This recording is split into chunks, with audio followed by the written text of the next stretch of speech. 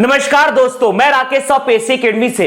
दोस्तों, आज हम भारतीय अर्थव्यवस्था में बजट के अंतर्गत डिस्कस करने जा रहे हैं बजट के प्रकार। बजट के कुल 6 प्रकार होते हैं। पहला होता है दोस्तों आम बजट या पारंपरिक बजट, जनरल बजट या ट्रेडिशनल बजट। दूसरा होता है दोस्तों निष्पादन बजट या कार्यपूर्ति बजट, परफॉर्मेंस बजट। तीसरा होता है आउटकम बजट। चौथा होता है शून्य आधारित बजट, जीरो बेस्ड बजट। और पांचवा होता है दोस्तों संतुलित बजट या बैलेंस्ड बजट। और छठवां होता है आपका लैंगिक बजट या जेंडर बजट। तो ध्यान दीजिए दोस्तों, आज हम भारतीय अर्थव्यवस्था में बजट के अंतर्गत देखने जा रहे हैं बजट के प्रकार।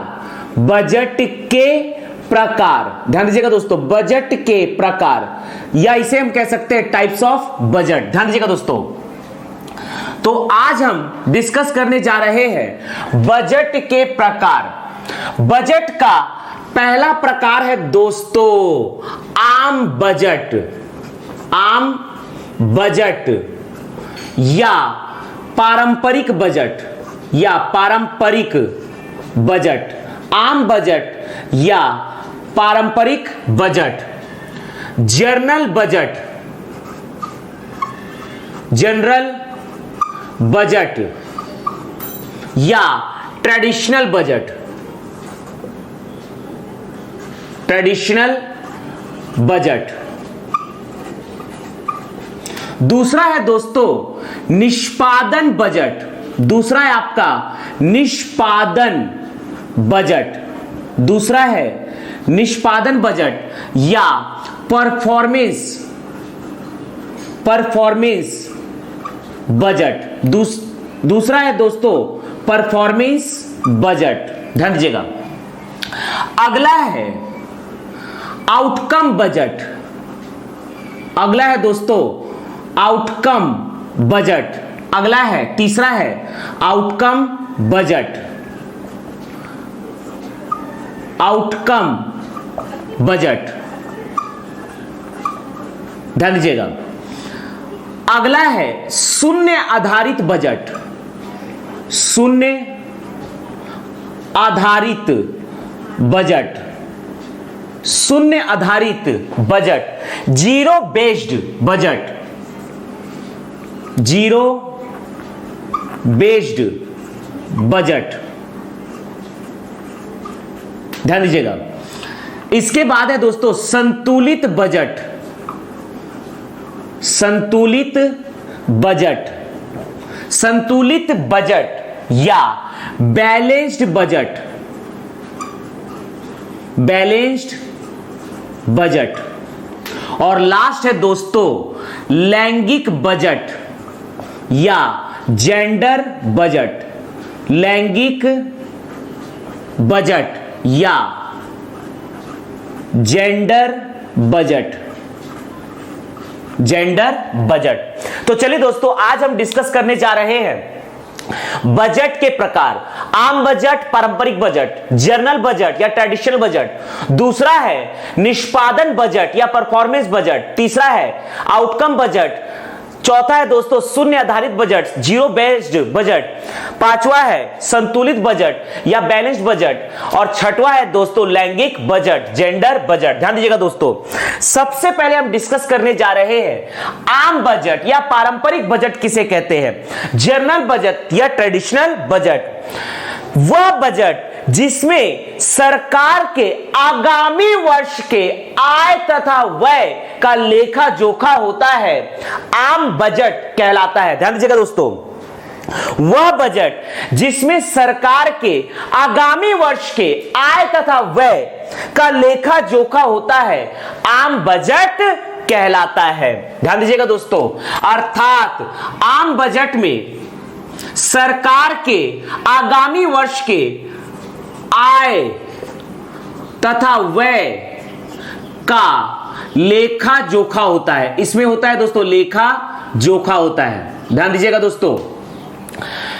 वह बजट जिसमें सरकार के आगामी वर्ष के आय तथा व्यय का लेखा जोखा होता है, आम बजट कहलाता है। ध्यान दीजिएगा दोस्तों, आम बजट, इसका मतलब यह है कि आम बजट में इस बात की पुष्टि नहीं होती है कि किस मंत्रालय को जो पैसा दिया गया था वह उतना खर्च हुआ कि नहीं हुआ। ध्यान दीजिएगा दोस्तों, इस आम बजट में इस बात की पुष्टि नहीं हो पाती है कि जिस मंत्रालय को सरकार के द्वारा बजट आवंटित किया गया था वह जो खर्चा हुआ उसका सदुपयोग हुआ कि नहीं हुआ।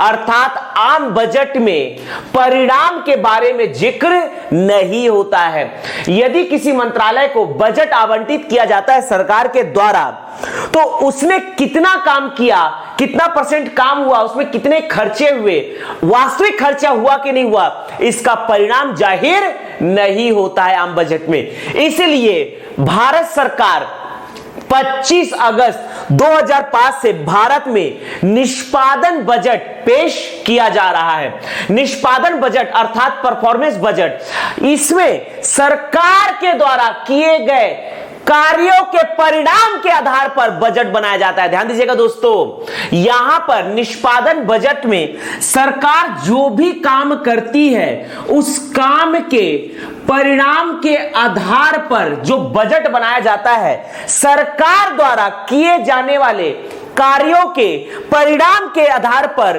बनाए गए बजट को निष्पादन बजट कहते हैं। अर्थात भारत सरकार के द्वारा या सरकार के द्वारा जब किसी मंत्रालय को बजट आवंटित किया जाता है तो उसके परिणाम को भी ध्यान दिया जाता है कि उसने उस परिणाम को पूर्ण हासिल किया कि नहीं किया। ध्यान दीजिएगा दोस्तों, अगला है आउटकम बजट। सरकार द्वारा किए जाने वाले कार्यों के परिणामों के लक्ष्य के आधार पर, ध्यान दीजिएगा दोस्तों, परिणाम के लक्ष्य के आधार पर बनाए गए बजट को आउटकम बजट कहा जाता है। जैसे समझते हैं दोस्तों, मान लीजिए भारत सरकार ने HRD मंत्रालय के लिए 100 करोड़ का बजट आवंटित किया है, तो ये 100 करोड़ का बजट आवंटित कहलाएगा दोस्तों कि यहां पर आय व्यय का लेखा जोखा, अर्थात ये कहलाएगा दोस्तों आम बजट। लेकिन HRD मंत्रालय जो 100 करोड़ रुपए खर्च करेगी उसके परिणाम की अगर बात करती है तो इसे कहेंगे दोस्तों निष्पादन बजट। लेकिन साथ ही साथ HRD मंत्रालय के द्वारा परिणाम पाने के साथ साथ जो लक्ष्य रखे गए थे अगर उसे हासिल किया जाता है तो इसे कहा जाता है दोस्तों आउटकम बजट। इसके बाद देखते हैं दोस्तों शून्य आधारित बजट। शून्य आधारित बजट किसे कहते हैं? ध्यान दीजिएगा दोस्तों, यदि सरकार का आय कम तथा व्यय बहुत ज्यादा होता है तो इस स्थिति में सरकार अपने व्यय को नियंत्रित करने हेतु शून्य बजट पेश करती है। ध्यान दीजिएगा दोस्तों, यदि सरकार का आय अर्थात सार्वजनिक व्यय से बहुत अधिक हो, ध्यान दीजिएगा दोस्तों, यदि सरकार का सार्वजनिक व्यय की तुलना में बहुत कम होता है या हम कह सकते हैं सरकार का सार्वजनिक व्यय आय की तुलना में बहुत ज्यादा होता है तो इस प्रकार से सरकार शून्य आधारित बजट पेश करती है। इसके बाद देखते हैं दोस्तों संतुलित बजट। संतुलित बजट का मतलब होता है दोस्तों, ध्यान दीजिएगा, संतुलित बजट का मतलब होता है यदि सरकार आगामी वर्ष में होने वाले आय के आधार पर व्यय करती है। ध्यान दीजिएगा दोस्तों, यदि सरकार आगामी वर्ष में होने वाले सार्वजनिक आय के आधार पर व्यय करती है, सार्वजनिक व्यय करती है, तो इसे कहा जाता है दोस्तों संतुलित बजट। अर्थात इसमें सार्वजनिक आय तथा सार्वजनिक व्यय बराबर होता है। यहां पर देखेंगे दोस्तों लैंगिक बजट। सरकार के द्वारा महिलाओं तथा बच्चों के कल्याण हेतु बनाए गए बजट को लैंगिक बजट कहा जाता है। ध्यान दीजिएगा दोस्तों, अर्थात महिला सशक्तिकरण हेतु बनाए गए बजट को लैंगिक बजट कहा जाता है। लिंग के आधार पर बनाए गए बजट को लैंगिक बजट कहा जाता है। इसका मुख्य उद्देश्य होता है महिला सशक्तिकरण तथा शिशु कल्याण की भावना को विकसित करना। ध्यान दीजिएगा दोस्तों, लैंगिक बजट का मुख्य उद्देश्य होता है महिला सशक्तिकरण, महिला सशक्तिकरण व बाल विकास। महिला सशक्तिकरण अर्थात महिलाओं के सशक्तिकरण हेतु बनाए गए बजट को लैंगिक बजट कहा जाता है। इसका मुख्य उद्देश्य होता है शिशु कल्याण करना, महिला सशक्तिकरण को प्रोत्साहित करना। तो यह है दोस्तों किसी एक लिंग वर्ग के लिए आवंटित बजट को कहा जाता है दोस्तों लैंगिक बजट। ध्यान दीजिएगा दोस्तों, बजट के प्रकार, पहला है आम बजट या पारंपरिक बजट। सरकार के आगामी वर्ष के आय तथा व्यय के लेखा जोखा को आम बजट या पारंपरिक बजट कहा जाता है। ध्यान दीजिएगा दोस्तों, जैसे मान लीजिए भारत सरकार ने HRD मंत्रालय के लिए, HRD डिपार्टमेंट के लिए दोस्तों 100 करोड़ का बजट आवंटित किया है, तो यह कहलाएगा दोस्तों आम बजट। लेकिन यदि मान लीजिए उसमें HRD डिपार्टमेंट के द्वारा अपने आगामी वर्ष में किए जाने वाले कार्यों के परिणाम का यदि उल्लेख किया जाता है बजट के पूर्व और उसके बाद बजट आवंटित किया जाता है, तो इसे कहा जाता है दोस्तों परिणाम उन्मुख बजट या निष्पादन बजट, परफॉर्मेंस बजट। लेकिन मान लीजिए 100 करोड़ रुपए आवंटित किया गया है HRD डिपार्टमेंट के लिए और उसमें उनके परिणामों के साथ साथ लक्ष्य को भी निर्धारित किया जाता है। जैसे मान लीजिए दोस्तों HRD के अंतर्गत शिक्षा विभाग, मान लीजिए इनका उद्देश्य है कि मान लीजिए 100 स्कूल की स्थापना करनी है, 100 विद्यालयों की स्थापना करना है, तो विद्यालयों की स्थापना करने का कार्य कहलाएगा दोस्तों परिणाम बजट। अर्थात मान लीजिए 100 स्कूल की स्थापना करने के लिए इन्हें आवंटित किया गया है 1000 करोड़ रुपए और मान लीजिए इन्होंने 1000 करोड़ रुपए में बना दिया है 100 स्कूल, तो यह कहलाएगा दोस्तों परिणाम बजट। लेकिन 1000 करोड़ में यदि 100 स्कूल बनाने के बाद उसमें बच्चों की गुणवत्तापूर्ण अगर पढ़ाई हो रही है दोस्तों, अर्थात इसमें पढ़ाई को लक्ष्य बनाया गया है, तो यह कहलाएगा दोस्तों आउटकम बजट। शून्य आधारित बजट का मतलब होता है यदि सरकार की सार्वजनिक आय सार्वजनिक व्यय की तुलना में बहुत कम होती है, तो इस प्रकार से सरकार व्यय को कम करने हेतु दोस्तों शून्य बजट पेश करती है, इसलिए इसे कहा जाता है शून्य आधारित बजट। यदि सरकार आगामी वर्ष में होने वाले सार्वजनिक आय के आधार पर ही व्यय करती है, तो इसे कहते हैं दोस्तों संतुलित बजट, अर्थात इसमें आय तथा व्यय दोनों बराबर होता है। लैंगिक बजट अर्थात लिंग के आधार पर बनाए गए बजट को लैंगिक बजट कहा जाता है। इसका मुख्य उद्देश्य महिला सशक्तिकरण तथा शिशु कल्याण होता है। अब हम देखने जा रहे हैं दोस्तों आम बजट या पारंपरिक बजट। ध्यान दीजिएगा दोस्तों, आम बजट या पारंपरिक बजट। पहला है आपका दोस्तों आम बजट या पारंपरिक बजट। आम बजट या पारंपरिक बजट, ध्यान दीजिएगा दोस्तों, आम बजट या पारंपरिक बजट सरकार के द्वारा, सरकार के वित्त मंत्रालय के द्वारा, वित्त मंत्रालय के द्वारा, सरकार के वित्त मंत्रालय के द्वारा आगामी वर्ष के आय तथा व्यय का लेखा जोखा आम बजट कहलाता है। आम बजट कहलाता है। ध्यान दीजिएगा दोस्तों, आम बजट कहलाता है।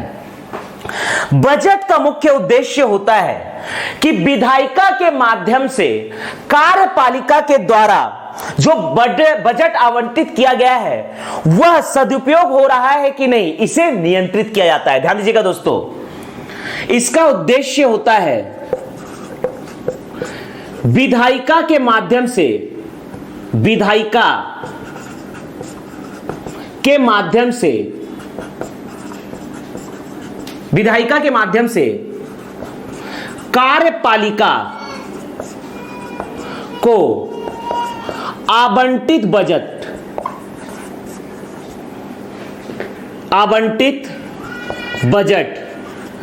के सदुपयोग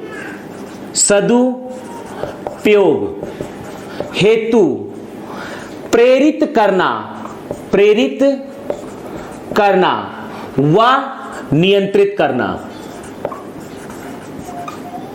अर्थात यहां पर कार्यपालिका को जो बजट आवंटित किया जाता है इसका नियंत्रण किया जाता है दोस्तों विधायिका के माध्यम से। आम बजट का नियंत्रण किया जाता है दोस्तों बजट विधायिका के माध्यम से।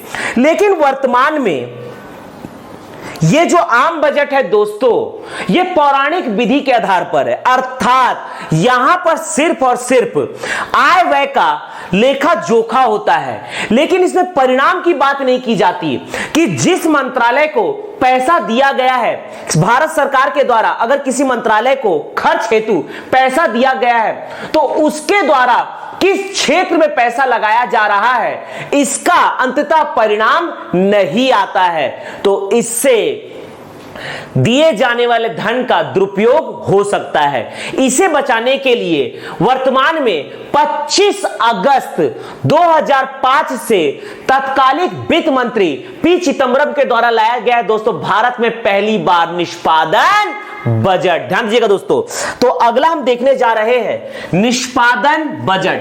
अगला है दोस्तों निष्पादन बजट। तो दूसरा है दोस्तों निष्पादन बजट।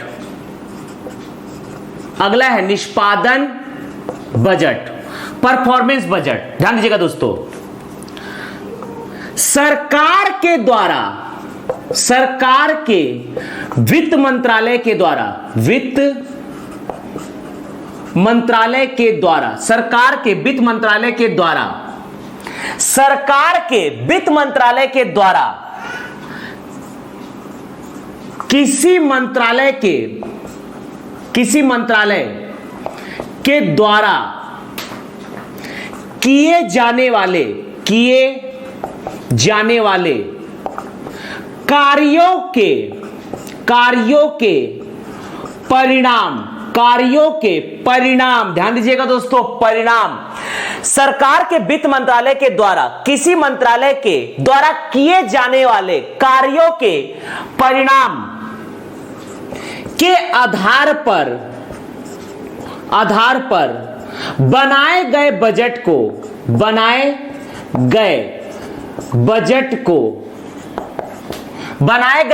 को निष्पादन बजट कहते हैं। निष्पादन बजट कहते हैं। ध्यान दीजिएगा दोस्तों, इसका मतलब समझिए। जैसे मान लीजिए कोई मंत्रालय है, एचआरडी मंत्रालय है दोस्तों। एचआरडी मंत्रालय ने, मानव विकास संसाधन मंत्रालय ने अपनी बात रखी कि हम भारतवर्ष में केंद्र सरकार द्वारा संचालित कुल 100 स्कूल खोलना चाहते हैं और इसके लिए हमें 1000 रुपए चाहिए, अर्थात पर स्कूल कॉस्ट 10 करोड़ रुपए लगने वाला है। ध्यान दीजिएगा दोस्तों, एचआरडी मंत्रालय के अंतर्गत शिक्षा विभाग कहता है कि हमें बजट में 100 करोड़ रुपए चाहिए, जिससे हम संपूर्ण भारतवर्ष में 100 स्कूल खोलेंगे। 1000 करोड़ रुपए से 100 स्कूल खोलेंगे, 100 केंद्र संचालित स्कूल खोलेंगे। तो यहां पर दोस्तों कहने का तात्पर्य है कि प्रत्येक स्कूल के लिए कुल खर्चा होने वाला है आपका 10 करोड़ रुपए।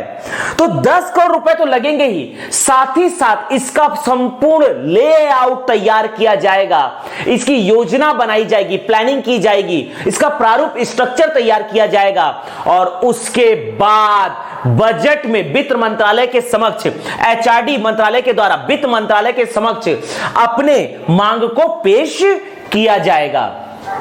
इसके बाद यहां पर इसके परिणाम को ध्यान रखते हुए कि 100 स्कूल इतने बजट में खोला जा सकता है, इससे ज्यादा पैसे लगने वाले नहीं है, तो इसे ही कहा जाता है दोस्तों। मान लीजिए वित्त मंत्रालय के द्वारा दिया जाएगा एचआरडी मंत्रालय को 1000 करोड़ रुपए और इसका मुख्य उद्देश्य है कि संपूर्ण भारतवर्ष में केंद्र सरकार द्वारा संचालित 100 स्कूल खोले जाएंगे।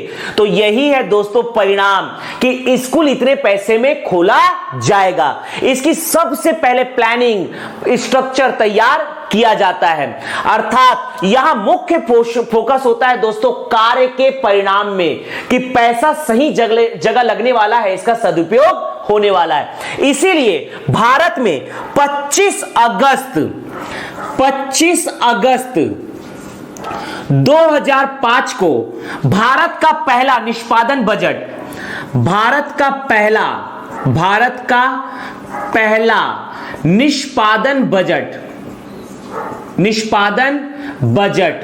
तात्कालिक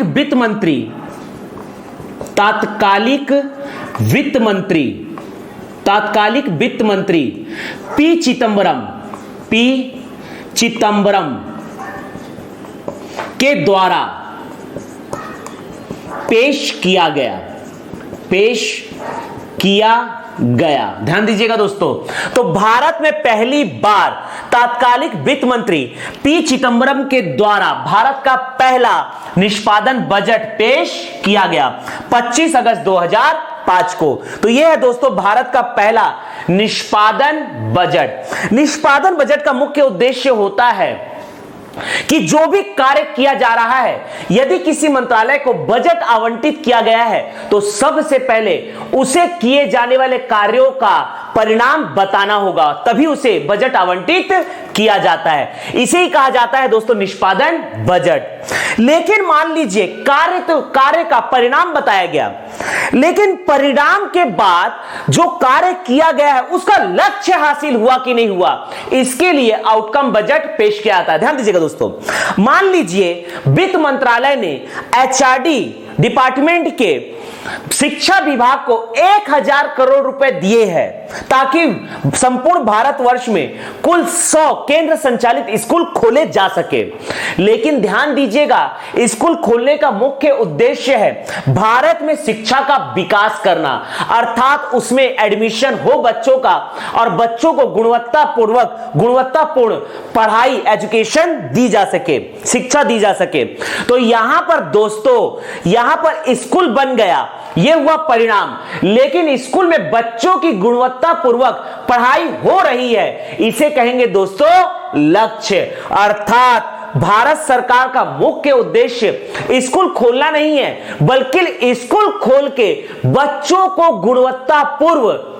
गुणवत्तापूर्वक एजुकेशन या शिक्षा प्रदान करना है। तो भारत में बच्चों को गुणवत्तापूर्वक एजुकेशन शिक्षा प्रदान करने हेतु लक्ष्य निर्धारित किया जाएगा। तो परिणाम हुआ स्कूल का निर्माण, लेकिन गुणवत्तापूर्वक शिक्षा प्रदान करना यह होगा दोस्तों लक्ष्य, जिसे हम कहेंगे अगला है दोस्तों आउटकम बजट। तो अगला हम देखने जा रहे हैं, तीसरा है दोस्तों आउटकम बजट। ध्यान दीजिएगा, अगला है आउटकम बजट। आउटकम बजट ध्यान दीजिएगा, सरकार के वित्त मंत्रालय के द्वारा, सरकार के वित्त मंत्रालय के द्वारा किसी मंत्रालय के द्वारा किए जाने वाले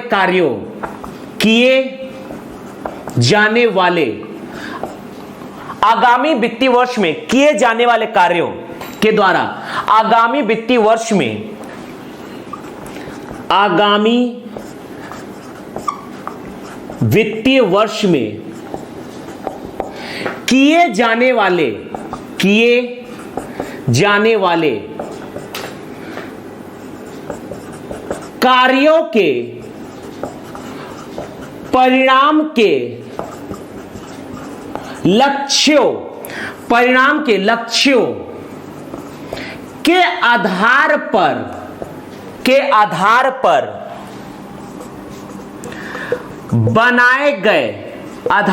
बनाए गए बजट को आउटकम बजट कहते हैं। आउटकम बजट कहते हैं। अब समझिएगा दोस्तों इसका मतलब, ध्यान दीजिएगा। यदि मान लीजिए भारत सरकार का जो वित्त मंत्रालय है उसके पास एचआरडी डिपार्टमेंट आता है, एचआरडी डिपार्टमेंट का शिक्षा विभाग आता है और वो कहता है कि हम संपूर्ण भारतवर्ष में 100 केंद्र संचालित स्कूल खोलेंगे, जिसके लिए हमें चाहिए 1000 करोड़ रुपए। तो यदि 100 स्कूल खोले जाते हैं 1000 करोड़ रुपए में, तो यह कहलाएगा दोस्तों परिणाम, अर्थात यह है निष्पादन बजट। लेकिन इसमें यह बताई जा रही है कि प्रत्येक स्कूल में 1000 बच्चों को गुणवत्तापूर्वक शिक्षा दी जाएगी। प्रत्येक स्कूल में 1000 बच्चों को गुणवत्तापूर्वक शिक्षा दी जाएगी। तो ध्यान दीजिए दोस्तों, तो इस प्रकार से हर स्कूल में 1000 बच्चों को जब गुणवत्तापूर्वक शिक्षा देने का लक्ष्य रखा गया है ताकि भारत में शैक्षणिक विकास हो, तो इस प्रकार के बजट को कहा जाएगा आउटकम बजट। जब तक स्कूल बनाए जाने की बात कही जा रही थी, अर्थात प्रैक्टिकली जब फिजिकल रूप में 100 स्कूल बन जाएंगे, तो यह कहलाएगा निष्पादन बजट, जो कि बहुत जरूरी है इस बात के लिए कि यहां पर जो पैसे आवंटित किए गए थे उसका फिजिकल रूप में 100 विद्यालय बना है। लेकिन उस विद्यालय के बनने के बाद वहां पर गुणवत्तापूर्वक हर एक स्कूल में अगर 1000 बच्चों को गुणवत्तापूर्वक एजुकेशन दी जाती है, तो हर स्कूल में 1000 बच्चों के गुणवत्तापूर्वक शिक्षा का लक्ष्य रखा गया है। इसे कहेंगे दोस्तों कार्यों के परिणाम के लक्ष्यों के आधार पर बनाए गए बजट को आउटकम बजट कहते हैं। और इसका भी पहली बार भारत में आउटकम बजट पहली बार पेश किया गया 25 अगस्त 2005 को ही। 25 अगस्त 2005 को तात्कालिक वित्त मंत्री पी चिदंबरम के द्वारा भारत का पहला आउटकम बजट पेश किया गया। भारत का पहला आउटकम बजट तात्कालिक वित्त मंत्री, तात्कालिक वित्त मंत्री पी चिदंबरम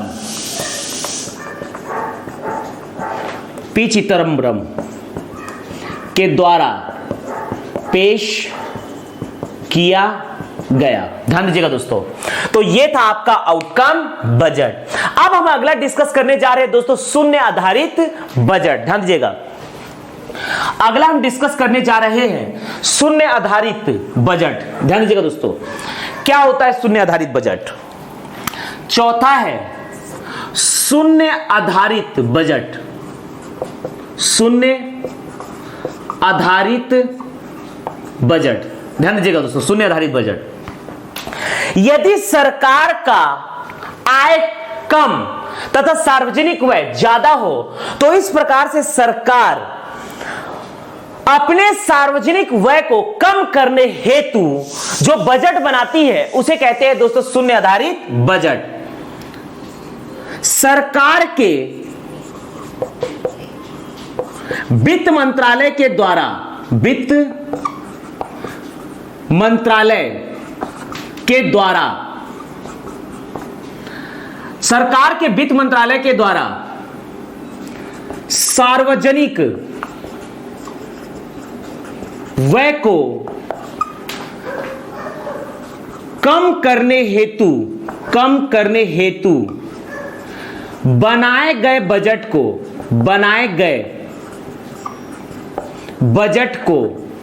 गए बजट को शून्य आधारित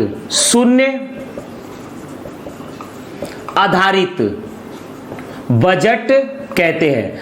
बनाए गए बजट को शून्य आधारित बजट कहते हैं। ध्यान दीजिएगा दोस्तों, बनाए गए बजट को शून्य आधारित बजट कहते हैं। जब सरकार का आय कम तथा सरकार का आय या सार्वजनिक आय कह सकते हैं दोस्तों, जब सरकार का सार्वजनिक आय कम तथा सार्वजनिक व्यय अधिक हो तो इस स्थिति में सरकार के द्वारा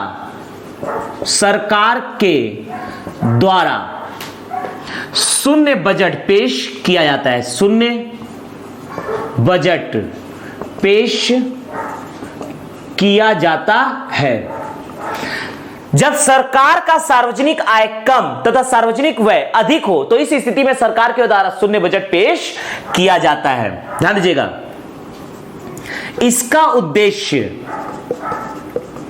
सार्वजनिक व्यय को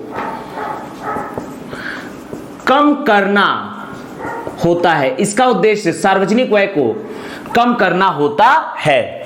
तो शून्य आधारित बजट सरकार के वित्त मंत्रालय के द्वारा सार्वजनिक व्यय को कम करने हेतु बनाए गए बजट को शून्य आधारित बजट कहते हैं। जब सरकार का सार्वजनिक आय कम तथा सार्वजनिक व्यय अधिक हो तो इस स्थिति में सरकार के द्वारा शून्य बजट पेश किया जाता है। इसका उद्देश्य सार्वजनिक व्यय को कम करना होता है। अगला हम देखने जा रहे हैं दोस्तों पांचवा, संतुलित बजट। अगला है दोस्तों संतुलित बजट। ध्यान दीजिएगा दोस्तों, अगला हम डिस्कस करने जा रहे हैं पांचवा, संतुलित बजट। संतुलित बजट, ध्यान दीजिएगा दोस्तों, संतुलित बजट सरकार के वित्त मंत्रालय के द्वारा सरकार के वित्त मंत्रालय के द्वारा आगामी वित्तीय वर्ष सरकार के वित्त मंत्रालय के द्वारा आगामी वित्तीय वर्ष के सार्वजनिक आय को ध्यान में रखते हुए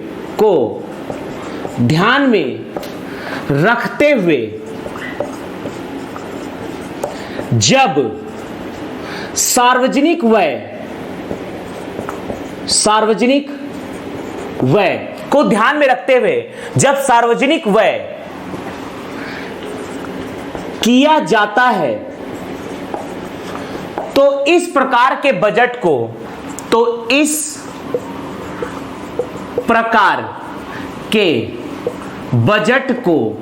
संतुलित बजट कहते हैं। संतुलित बजट कहते हैं। अर्थात यदि हम किसी घर की बात लेते हैं दोस्तों, यदि आपकी प्रति माह इनकम है 10,000 रुपए और आप अगले महीने जो खर्च करने वाले हैं उसमें खर्चों का जो बेड़ा बनाते हैं वो एग्जैक्टली 10,000 रुपए का बनाते हैं या 10,000 रुपए के आसपास बनाते हैं, तो इस प्रकार के बजट को हम संतुलित बजट कहते हैं। अर्थात जितना आय होगा उतना ही खर्च किया जाता है, तो इसे हम संतुलित बजट कहते हैं, जिससे आगे जाकर कर्ज या ऋण का नकारात्मक परिणाम ना हो। इसके लिए दोस्तों संतुलित बजट की अवधारणा पेश की गई है। अर्थात संतुलित बजट में सार्वजनिक आय तथा सार्वजनिक व्यय बराबर होता है। संतुलित बजट में सार्वजनिक आय व सार्वजनिक व्यय बराबर होता है। ध्यान दीजिएगा दोस्तों। अगला हम डिस्कस करने जा रहे हैं लैंगिक बजट। ध्यान दीजिएगा दोस्तों, अगला है आपका लैंगिक बजट। लैंगिक बजट अगला है लैंगिक बजट। सरकार के वित्त मंत्रालय के द्वारा, सरकार के वित्त मंत्रालय के द्वारा लिंग के आधार पर बनाए गए बजट को, लिंग के आधार पर बनाए गए बजट को लैंगिक बजट कहते हैं। लैंगिक बजट कहते हैं। इसका उद्देश्य महिला सशक्तिकरण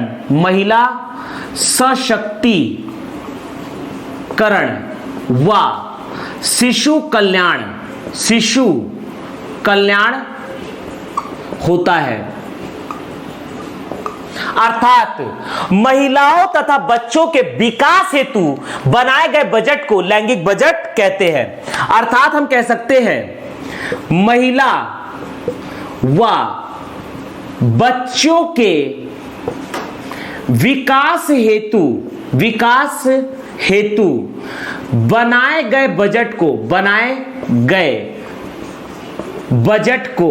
लैंगिक बजट कहते हैं। लैंगिक बजट कहते हैं। इसका मुख्य उद्देश्य होता है महिला सशक्तिकरण तथा शिशु कल्याण करना।